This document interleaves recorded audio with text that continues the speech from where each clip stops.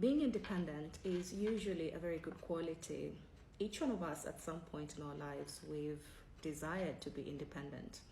We've worked hard to gain independence. And healthy independence is knowing what to be independent on. What kind of things do you need to do for yourself? What kind of things do you need to rely on yourself for? Because there has to be another part of you that relates with other people in relationships that has to be interdependent or dependent. And so a healthy person cannot be completely independent, cannot be totally independent. Yet, in my experience as a therapist, I do meet such people who strive to be completely and totally independent. There's a term for it that it's not clinical, but people use it. They call it hyper independence, where a person uses independence as a way of responding to something that has hurt them.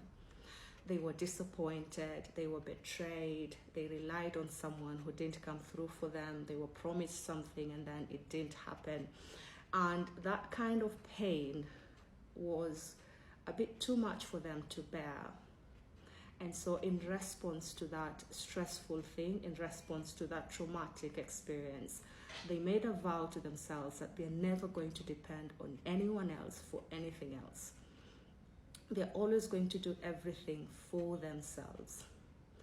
And so for such people, they go beyond the healthy levels or the healthy need for independence, such that their relationships become affected, and that intimacy or closeness that you normally get in a relationship because you rely on someone else for affection or for love or for attention, because you no longer have that need. You can give it to yourself, you can buy yourself flowers, you can take yourself out, you can do all that by yourself, then you see less need of a relationship with someone.